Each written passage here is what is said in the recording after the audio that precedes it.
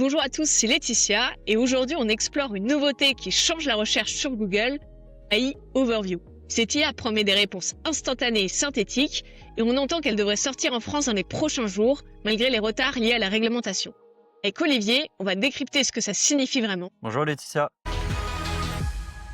Vas-y Olivier, présente-nous l'AI Overview. Imagine que Google te donne la réponse avant même que tu cliques. En fait, Google va tout simplement faire un résumé des résultats de recherche avec son IA Gemini. Et concrètement, c'est quoi les différences avec ChatGPT? En fait, ChatGPT, c'est vraiment un chatbot, c'est-à-dire que tu lui poses la question, il va te répondre par rapport à la question que tu as fait. Là, en fait, AI Overview va s'activer dans le moteur de recherche traditionnel de Google. Tu vas poser une question ou mettre un mot-clé et en fait, c'est ici que Google va activer AI Overview seulement sur certains types de requêtes, environ 40 à 50 sur, dans les pays où c'est activé et donc il va faire un résumé des résultats web qui en tout pour te fournir une réponse claire et assez courte que tu puisses lire sans avoir besoin d'aller sur le web. Et ça change quoi pour un visiteur?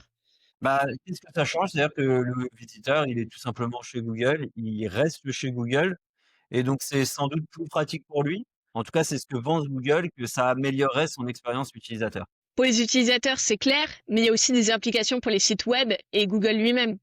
En effet, bah, les utilisateurs, OK, c'est peut-être positif, mais pour les sites web qui créent contenu, non, pas forcément. Et ils vont créer du contenu, Google va l'utiliser, va le résumer via son IA et bah, derrière, il y aura rien, aucun visiteur. Donc quand tu as un site informationnel, quand ton modèle économique, il est basé sur le fait que tu aies des visiteurs, parce que tu vas te rémunérer par la pub, par l'affiliation, voilà, par la génération de leads, là, tu ne pourras plus. Et pour Google, par contre, c'est très positif, ça permet aux utilisateurs de rester vraiment très longtemps chez lui et potentiellement de taper d'autres requêtes et donc potentiellement, pourquoi pas, de taper des requêtes où on pourra activer les ads. Ce qu'on voit, hein, c'est que les AI overviews sont quand même majoritairement activés dans des endroits où il y a pas d'ads, où Google ne risque pas de perdre, lui, d'argent. Et du coup, c'est cool pour Google, mais les éditeurs, eux, ils en pensent quoi? Bah, comme, je l'ai dit, bah, les éditeurs, la plupart du temps, ils sont tout simplement pas contents. C'est justement pour ça qu'il y a des pays où c'est pas encore arrivé. Avant de reparler des pays, est-ce que tu peux revenir un peu sur l'histoire de l'AI Overview? En mai 2023, Google lance la fonction SGE en bêta aux États-Unis dans le but de répondre à ChatGPT qui est sorti quelques mois avant, en novembre 2022. Un an plus tard, ça change de nom, ça s'appelle AI Overview et Google lance aux États-Unis, puis petit à petit dans de nombreux autres pays. En mars 2025, AI Overview est enfin sorti dans toute l'Union européenne, sauf La France. voilà, sauf la France. C'est le seul pays encore à ne pas avoir AI Overview dans le monde. En tout cas, on entend de plus en plus que l'AI Overview arrive, que ça soit là dans les prochaines semaines, en novembre 2025, ou alors les prochains mois. Mais pourquoi ça a mis autant de temps? Il faut faire un petit retour en arrière. Déjà, c'est un problème européen, mais aussi français. Au niveau européen, ça vient des différentes réglementations qu'on va avoir. Le RGPD, le Digital Market Act, le Digital Security Act, qui ont empêché Google de le sortir aussi rapidement que dans le reste du monde.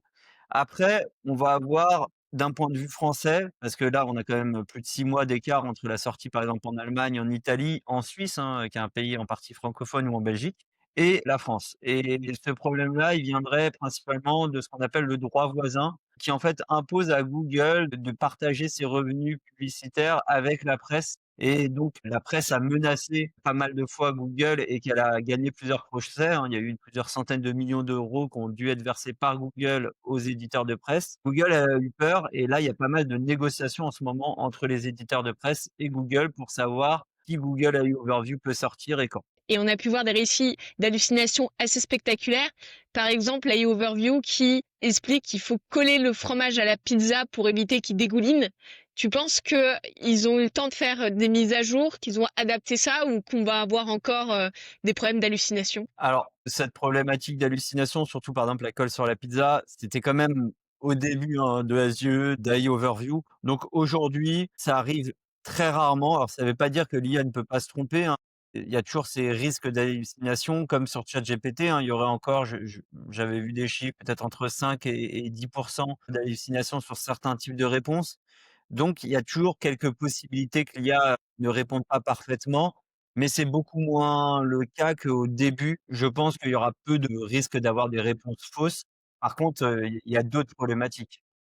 Vu que maintenant la réponse IA est directement intégrée dans les recherches Google, j'imagine qu'il y a un impact terrible sur le trafic. Ah oui, bah, ce qu'on peut voir, donc nous on l'a pas en France, hein, mais ce qu'on peut voir des États-Unis ou maintenant d'autres pays européens, c'est des baisses des fois de 20, 30, voire 50, voire même plus sur certaines requêtes. Ça touche essentiellement l'univers, informationnel. Donc par exemple, les univers de la santé, les univers de la science sont excessivement touchés. Aussi les univers liés aux animaux de compagnie. Un peu moins les médias parce qu'on va être sur du contenu plus chaud. Ils ont cet avantage-là. Et sur le shopping, par exemple, sur toute la partie e-commerce, on serait qu'à 3.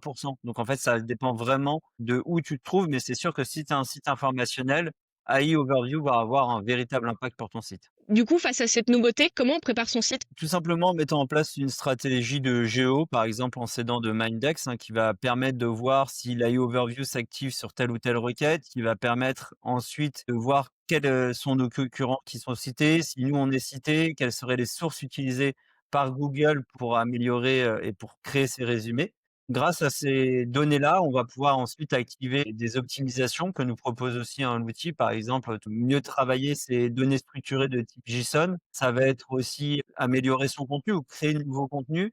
Ça peut être aussi, améliorer techniquement son site d'un point de vue plus SEO, c'est-à-dire avoir un site qui est facilement crawlable, qui est assez rapide et plein d'optimisations que l'on peut déjà faire en référencement naturel. Merci Olivier, on se retrouve la semaine prochaine pour d'autres échanges. Et si l'épisode vous a plu, n'hésitez pas à vous abonner à la chaîne. Merci Laetitia, à bientôt.